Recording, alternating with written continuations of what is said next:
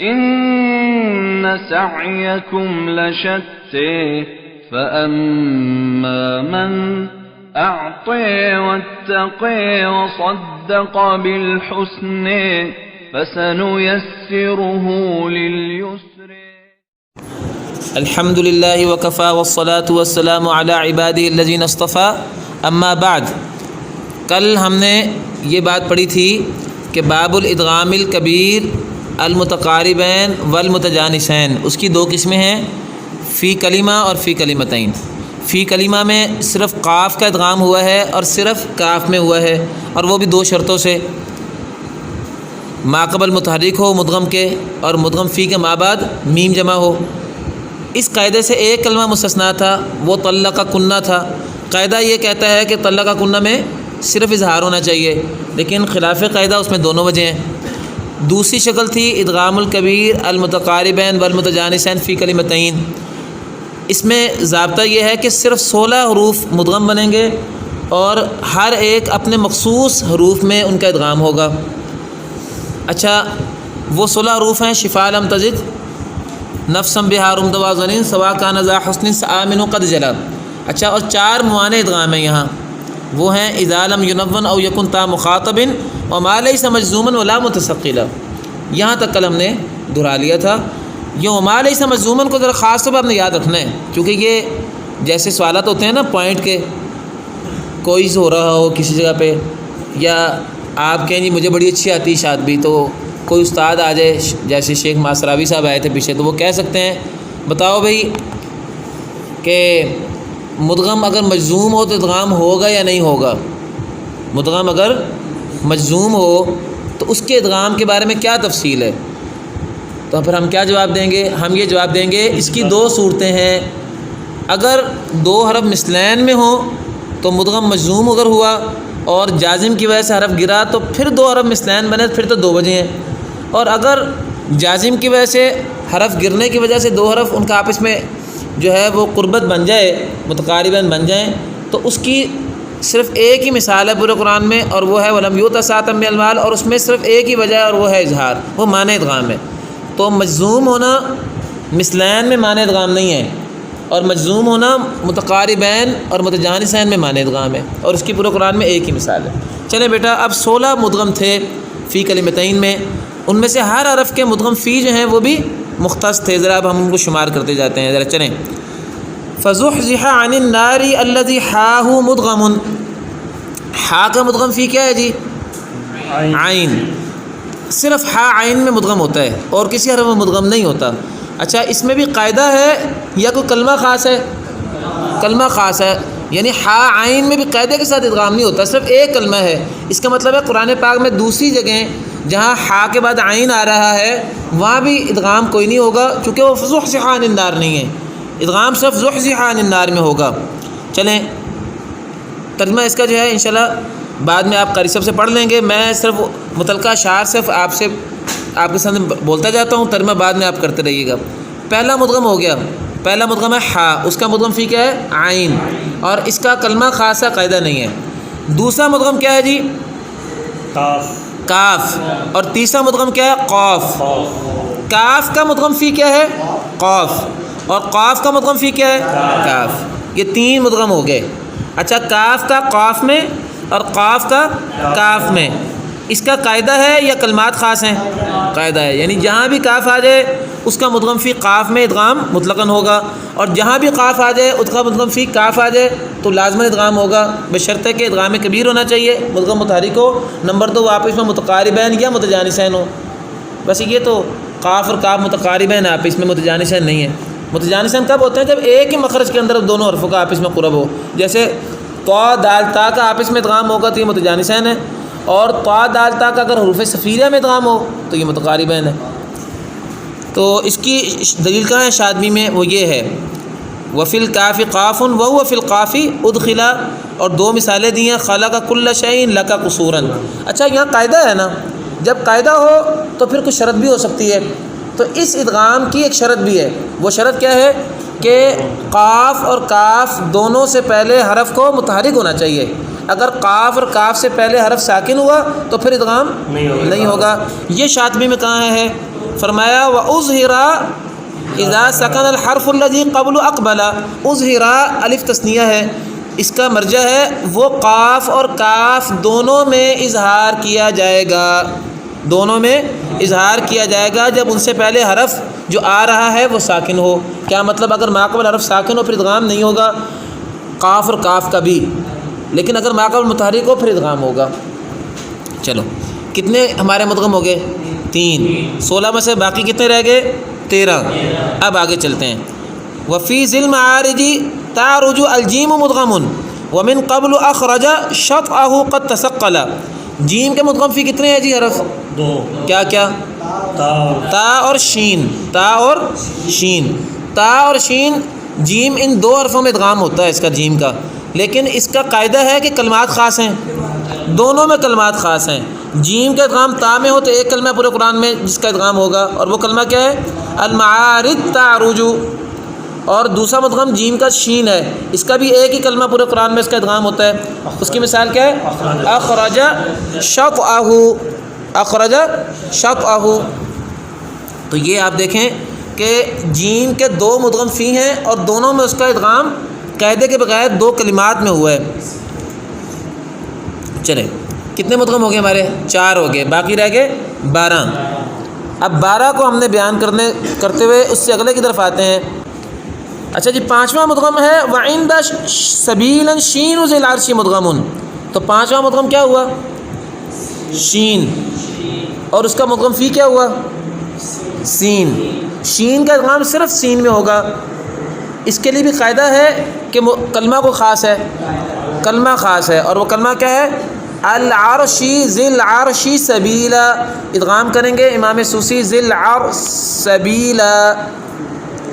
تو قاعدہ نہیں ہے، کلمہ خاص ہے. کتنے مدغم ہو گئے؟ 5. 6واں مدغم وزادن لبعض شأنہ مدغما تلا. یہ میں محل شاہد بھی ساتھ ساتھ بتا رہا ہوں. اگر آپ کو میں زبانی پوچھوں پھر آپ سے پوچھیں کہ دلیل شادبی میں کہاں ہے تو پھر آپ خود یہاں سے نکالیں گے جہاں سے میں شعر پڑھ رہا ہوں. تو 6واں مدغم کیا ہے؟ میں جو سوال کروں اس کا جواب دیں. 6واں مدغم کیا ہے؟ زاد. اس کا مدغم فی کیا ہے؟ شین. قاعدہ ہے کہ کلمہ خاص ہے. کون سا کلمہ ہے؟ لبعض شأنہم.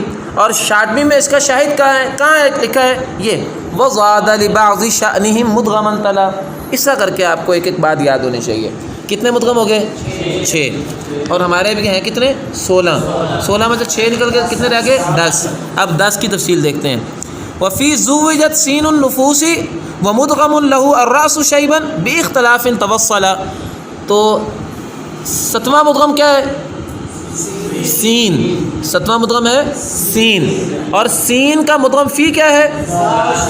2 حرف مدغم فی ہیں سین کے، زا بھی اور شین بھی. اچھا قاعدہ ہے ان دونوں میں یا کلمات خاص ہیں؟ کلمات خاص ہیں. کون کون سے کلمے ہیں؟ النفوس زوجت سورہ تکویر میں، اور الراس شیبہ ویسے ابدال کریں گے امام سوسی الراس شیبہ. تو یہ 2 کلمے خاص ہیں.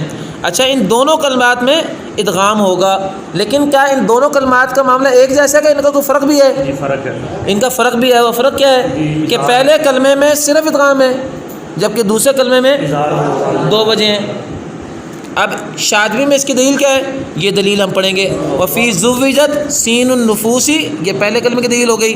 ومدغم له الراس شیبا باختلاف توصل. یہاں باختلاف خلف کی بات آ گئی. کتنے مدغم ہو گئے؟ 7. چلو 8واں مدغم کیا ہے جی؟ 8واں مدغم کیا ہے؟ دال. دال کے مدغم فی کتنے ہیں حرف؟ 10. کون کون سے 10 ہیں؟ تا، سین، ذال، شین، ضاد، ثا، زا، صاد، وا، جیم. یہ دال کے مدغم فی حرف ہیں 10. اچھا 10 کے 10 میں قاعدہ ہے یا کلمات خاص ہیں؟ قاعدہ ہے. تو جب قاعدہ ہوتا ہے تو کوئی نہ کوئی اس کی بھی شرط بھی ہو سکتی ہے ادغام کی. تو دال کا ان 10 حرفوں میں ادغام کے لیے کوئی شرط ہے؟ اگر ہے تو کیا ہے؟ کیا ہے جی شرط؟ بتاؤ بیٹا. جو ہے مفتوح بعد ساکن ہو. دال مفتوح ما قبل ساکن کا ادغام نہیں ہوگا. دال مفتوح ما قبل ساکن کا ادغام نہیں ہوگا. پہلے ذہن میں رکھو کہ کل 12 صورتیں بنتی ہیں. کل 12 صورتیں بنتی ہیں.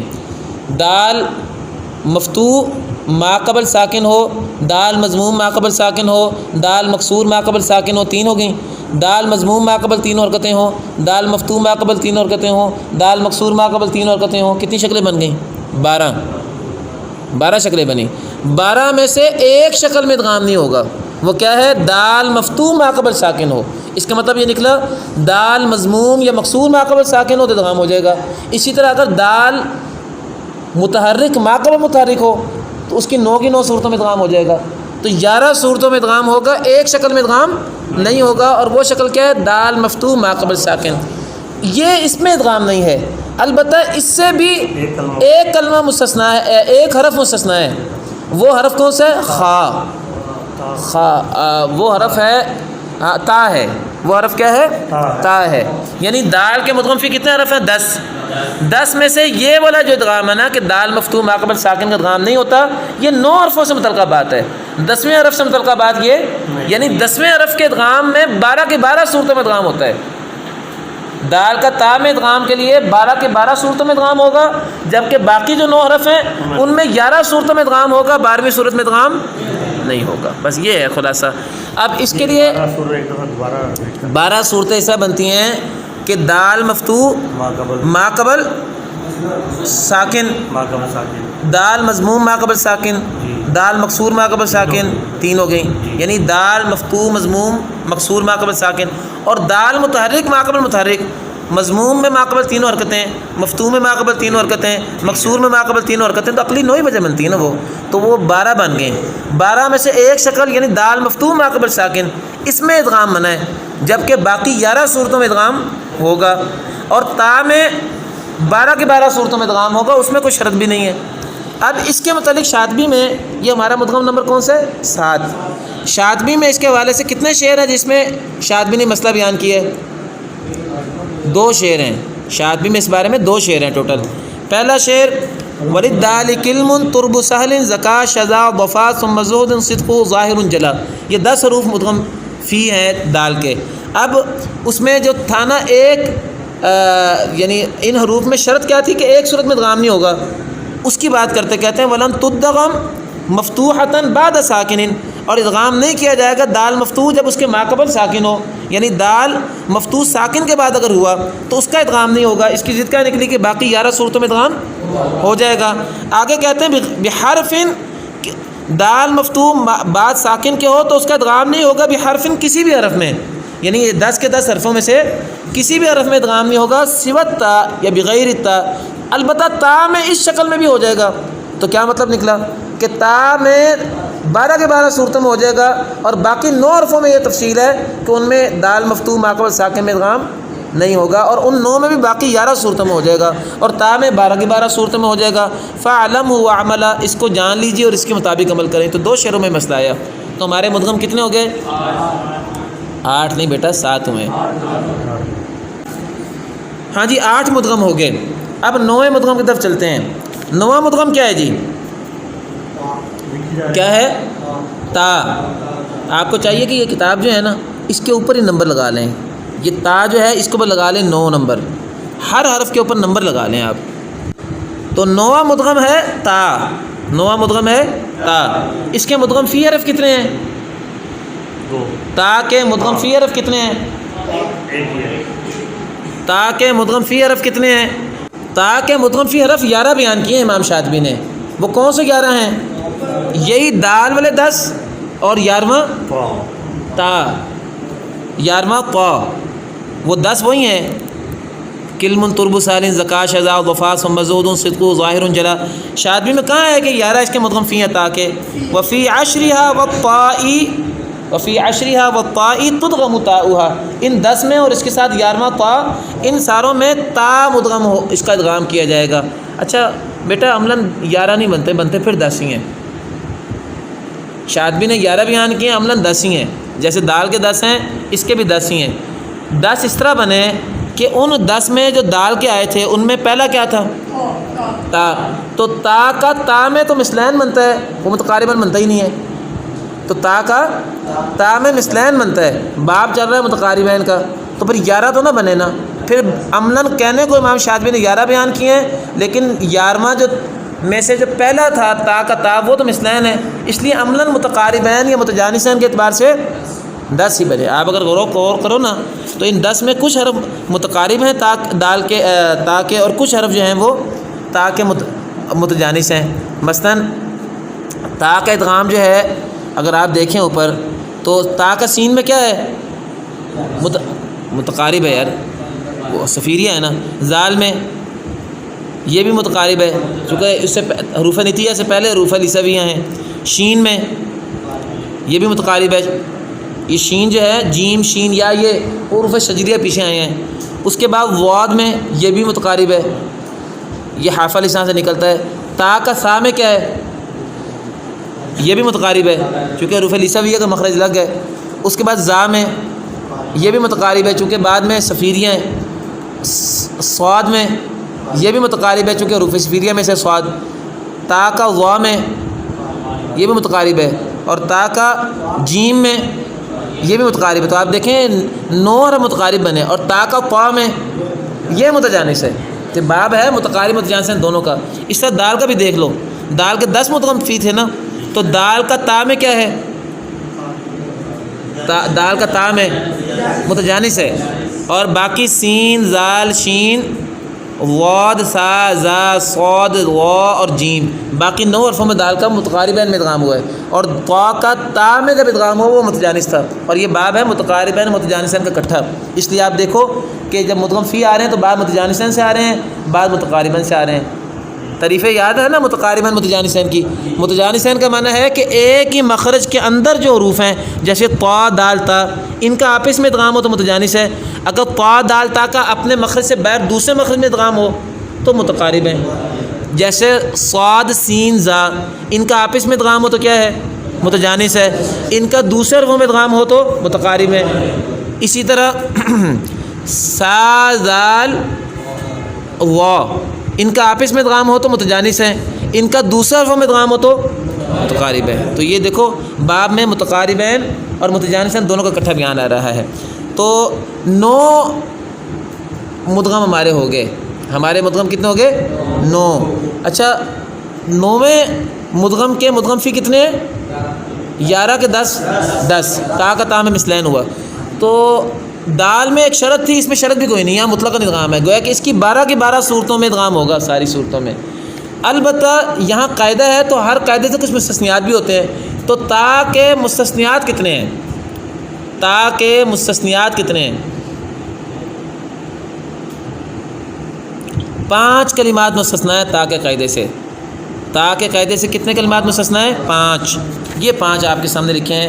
وفی احرف وجہان عنہ تحللا، کچھ ایسے کلمات ہیں جس میں اس سوسی سے 2 وجہ ہیں۔ وہ کلمات کون سے ہیں ذرا دیکھو، وہ ہیں حمل التورات ثم، تا کا سا میں ادغام اوپر 10 حرفوں میں لکھا ہوا دیکھو، سا بفا سم ہے نا سا ایک، ثم الزکات قل، پھر زکات کو بھی اسی طرح کہو، یعنی الزکات ثم پھر تا کا سا میں ادغام، یہ بھی ایک ہی وجہ ہونی چاہیے تھی۔ پھر آت ذی القربى حقہ والمسکین وابن السبیل، تا کا زال میں ادغام ہے، زال اوپر، وہ دیکھو تربو سہل ذا کا زال ہے 10 میں شامل ہے، اور اس میں صرف ادغام ہونا چاہیے تھا، لیکن ان کلموں میں 2 وجہ ہیں خلاف قاعدہ۔ قاعدہ یہ تھا کہ صرف ادغام ہونا چاہیے تھا، اور ان کلموں میں 2 وجہ ہیں۔ چوتھا کلمہ کیا ہے؟ ولتأتی طائفۃ، تا کا قا میں ادغام، دیکھو تا کا قا میں ادغام ہوتا ہے، وفی عشرھا والطاء، یہ جو 11واں حرف لکھا تھا وہ طا تھا، تو یہ اس کا جو ہے 11واں حرف، تو تا کا قا میں ادغام تھا نا، اس میں کیا ہونا چاہیے تھا؟ صرف ادغام۔ لیکن یہ جو کلمہ ہے نا ولتأتی طائفۃ، تو اس میں سوسی کی 2 وجہ ہیں، اظہار بھی اور ادغام بھی۔ قاعدہ کیا کہتا ہے کہ صرف ادغام ہو، خلاف قاعدہ اس میں 2 وجہ ہیں۔ کتنے کلمے ہو گئے؟ 4۔ ابھی 5واں کلمہ رہتا ہے، وہ اگلے شعر میں آ رہا ہے، وفی جئت شیئا، جئت شیئا، تا کا شین میں ادغام، تا کا مدغم فی شین ہے اوپر دیکھو ذرا، وہ دیکھو وللدال کلم تربو سہل زکات شذا، وہ 10 میں شین ہے نا، تو تا کا شین میں بھی ادغام ہوتا ہے، اور صرف ادغام ہی ہونا چاہیے تھا، لیکن جئت شیئا میں 2 وجہ ہو گئی ہیں۔ ویسے ایک بات اور بھی ہے ذرا غور کرنے والی، یہ جو ادغام متقارباً فی کلمتین کے 16 مدغم ہیں، ان کے 4 معانے بھی تھے، ان کے 4 تو معانے میں تا مخاطب معنی ادغام میں شامل ہے کہ نہیں؟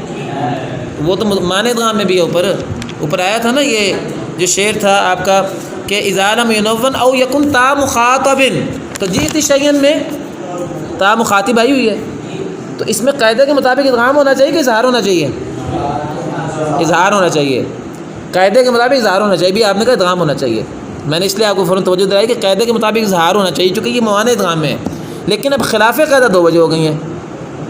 تو یہ شعر ہے وفی جئت شیئا اظہر لخطابہ، جئت شیئا میں سوسی کے ناقلین نے اظہار کیا ہے اس کے مخاطب کا صیغہ ہونے کی وجہ سے، اور مخاطب جو ہے یہ تائے مخاطب معنی ادغام میں سے ہے، اس لیے اس میں انہوں نے کہا اظہار کرو، لیکن بعض لوگوں نے کہا نہیں ادغام بھی کر سکتے ہیں۔ ان کی کہنا یہ ہے کہ تا مخاطب مذکر کی ہو تو پھر معنی ادغام ہے، مؤنث کی ہو تو مؤنث کا درجہ مذکر سے آدھا ہوتا ہے، چنانچہ آدھے کا اعتبار کر لو آدھے کا اعتبار نہ کرو، یعنی آدھے اعتبار سے اس کو معنی سمجھو اور آدھے کے اعتبار سے معنی نہ سمجھو اور ادغام کر لو۔ وہ کہتے ہیں جئت شیئا ہے، جئت شیئا ہوتا تو پھر پورا معنی تھا، اب جئت شیئا تو اس کو کہتے ہیں کہ انہوں نے اس میں اظہار کیا اس کے خطاب کی وجہ سے، ونقصانہ، اور اس میں نقصان واقع ہونے کی وجہ سے۔ نقصان کیا واقع ہوا ہے کہ نہیں نقصان کا تعلق پیچھے سے کہ صیغہ خطاب کی وجہ سے اور معنی ادغام کی وجہ سے نقصان پیدا ہوا، اس لیے ادغام نہیں ہونا چاہیے، لیکن والکسر علی ادغام سہلا، کسرے نے ادغام کو آسان کر دیا۔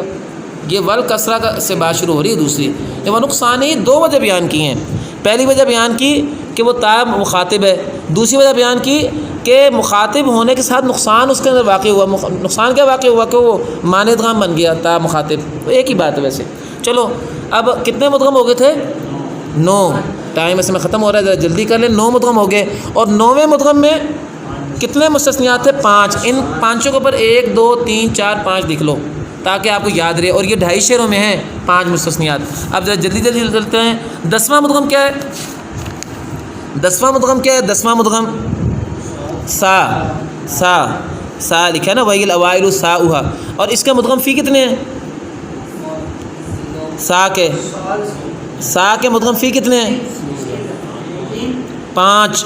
وہ آپ کے سامنے لکھا ہے اللہ کے بندو، وَفِي خَمْسَةٍ وَهِيَ الْأَوَائِلُ سَاؤُهَا، وَفِي خَمْسَةٍ وَهِيَ الْأَوَائِلُ سَاؤُهَا، یعنی سا 5 حروف میں ادغام ہوتا ہے، اور وہ 5 کون سے ہیں؟ وہی الاوائل، اول کی جمع ہے اوائل، وہ پیچھے جو 10 گزرے تھے نا دال والے، ان میں سے پہلے والے 5 ہیں، اول کی جمع اوائل، ان 10 میں وہ 10 میں پہلے والے 5 ہیں، سا ان میں مدغم ہوتی ہے، تو سا کے مدغم فی کتنے ہوئے؟ 5۔ اور قاعدہ ہے کہ کلمات خاص ہیں، قاعدہ ہے اور کوئی شرط بھی نہیں ہے۔ چلو کتنے ہو گئے مدغم؟ 10، باقی رہ گئے 6۔ 11واں ہے، 11واں کیا ہے؟ دھیان سے بیٹا دیکھو، 11واں کیا ہے؟ زال کا بلغاؤ 11واں نمبر۔ زال کے مدغم فی کیا ہیں؟ صاد اور سین، تو کہتے ہیں وفی الصادی ثم فی السین زال تدخل، اور قاعدہ ہے کہ کلمات خاص ہیں، قاعدہ ہے کوئی شرط بھی نہیں ہے۔ 11 ہو گئے۔ 12واں ہے، 12واں کیا ہے؟ را، 12واں ہے را، اور را کا مدغم فی کیا ہے؟ لام، اور 13واں کیا ہے؟ لام، اور اس کا مدغم فی کیا ہے؟ را۔ جیسے قاف کا کاف میں ادغام ہوتا تھا، کاف کا قاف میں ہوتا تھا، اس طرح لام کا را میں اور را کا لام میں۔ تو یہ کتنے ہو گئے؟ 13 ہو گئے۔ 13 ہو گئے، 13 نہیں بلکہ بھائی 14 ہو گئے، 14 ہو گئے، 2 ہو گئے نا، لام را، لام مدغم ہے اور را بھی مدغم ہے۔ زال 12 تھا نا، زال 11 تھا، تو 13 ہو گئے۔ چلو دیکھتے ہیں، ٹھیک ہے 13 ہی ہوئے ہیں، 13 ہی ہوئے ہیں۔ 13 میں سے لام کا را میں، لام کا مدغم فی 1 ہے را، اور را کا مدغم فی کیا ہے؟ 1۔ اچھا اس میں کوئی شرط ہے ادغام کی؟ اس میں شرط ہے، اور وہ شرط کیا ہے؟ وہی بڑی دال والی شرط ہے، دال والی شرط ہے۔ دال میں دال مفتوح ما قبل ساکن کا ادغام نہیں ہوتا تھا، لام اور را میں بھی یہی ہے، اذا انفتح، جب لام اور را دونوں مفتوح ہوں ما قبل ساکن ہو تو ادغام نہیں ہوگا۔ تو ایک صورت میں ادغام نہیں ہوگا اور باقی 11 صورتوں میں ادغام ہوگا، یعنی لام یا را مضموم یا مکسور ما قبل ساکن ہو تب بھی ادغام ہے، لام یا را متحرک ما قبل متحرک، اس کی 9 صورتیں ان میں بھی ادغام ہوگا۔ تا والی ہوں گی پھر بھی؟ ہاں اس میں، لیکن اس میں ایک حرف مستثنا تھا تا، یہاں مستثنا بھی کوئی نہیں ہے، حرف ہی ایک ہے، مستثنا کیا ہوتا؟ حرف ہی ایک ہے، لام کا را، را کا لام، اور شرط وہی ہے جو دال میں تھی، شرط وہی ہے جو دال میں تھی۔ تو 13 ہو گئے۔ اور 14واں کیا ہے؟